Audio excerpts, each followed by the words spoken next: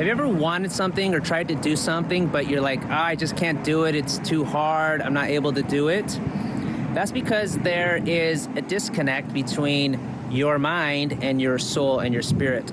So our soul, our spirit is like, oh, I want to be happy. I want to create this cool thing. I want to do this thing, right?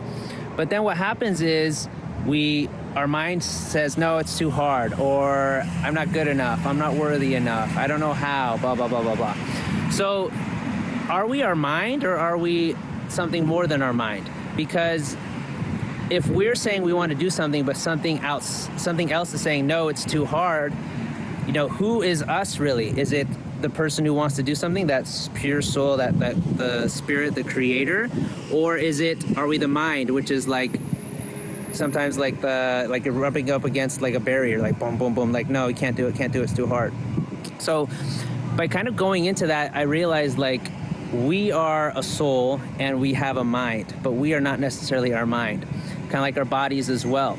We are a soul, but we are not necessarily our bodies. If somebody has a full body, right, but let's say they take away their arms and their legs, are they still their body? Are they still them? Yes, they are them. Even though they don't have their arms and legs, they are still that person. So that person is not necessarily the body. The same as with the emotions and the mind. The person is not necessarily the emotions, and they are not necessarily the mind. So what that means is then we have an observer, someone who is our soul, who is there and they can observe the mind going through its process, the mind's emotions. Because we're not the mind, we can observe the mind. So if you're feeling certain emotions like frustration or sadness or depression or self-pity, know that it's not you who's feeling that. It's the mind you're occupying that's feeling that. And the mind goes through those emotions, and it's perfectly natural and normal.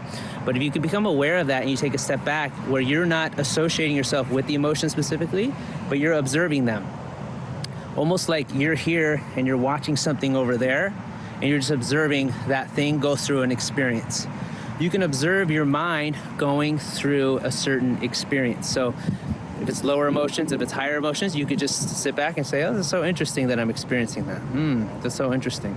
So interesting. How many times at some level we know logically that the emotions we experience doesn't necessarily equal reality. It's just our mind going through its emotional experience for something. Something happens out here, the mind, which is designed to help us survive, goes through some sort of emotional experience in order to try to help us survive.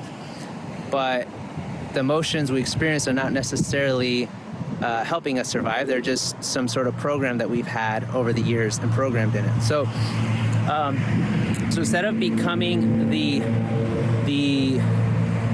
doer of the emotions in the body, become the observer of the emotions in the body. So when things happen, when we go through an emotional experience or we're feeling a certain emotion throughout the day, we can just observe it. We don't have to, we can just come right here. That's so interesting going through that experience. So interesting, so fascinating. I'm feeling anxiety right now.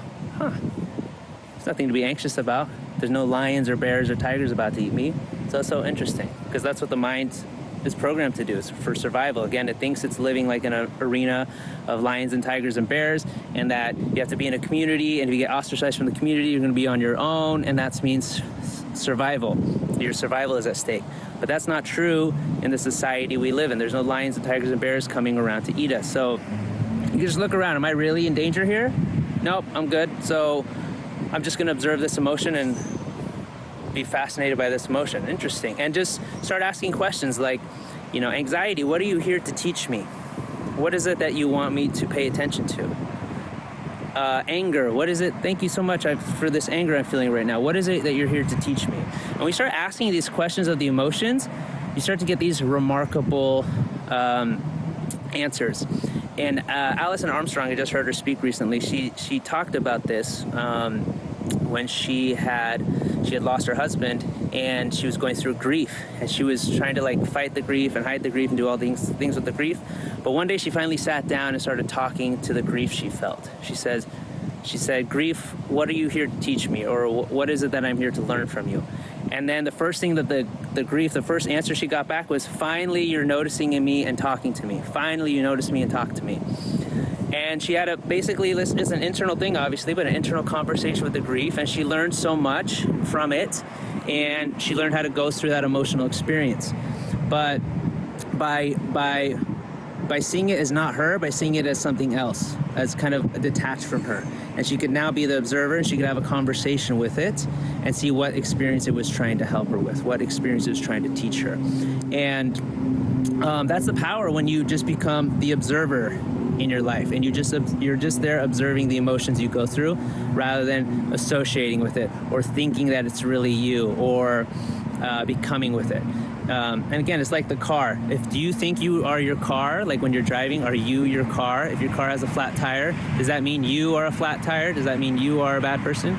If your car is dirty, does that mean you are dirty? No, you just get the car wash, you get it cleaned, you get the flat tire changed. It's the same with the human mind, the human body. Just obviously we haven't been trained. Most people haven't been trained on how to deal with their emotions, how to deal with that. So instead of realizing that the spirit and the mind and the emotions are two separate things, we think we're the same, and then we try to, we oftentimes will associate ourselves with those emotions, but we're really not. It's just that's the vehicle that our soul is occupying, and it's really a blessing for us when we go through those emotional experiences to see what they are there to teach us. What are they there to teach us? Ultimately, at the end of the day, I think it's to, our soul has occupied this body and mind to go through an experience, to realize it's not love, and eventually come back to a place of love. So everything is to realize we are love, and to love other people, love other places, love other circumstances, love everything about ourselves. So even lower vibrational emotions are beautiful opportunities for us to have a mirror to see within ourselves and become from a more loving place. Okay, so thank you guys so much for watching this video. Please hit the subscribe and like button. Let me know in the comments what you think. I'd love to hear your feedback. Thanks so much. Talk to you soon.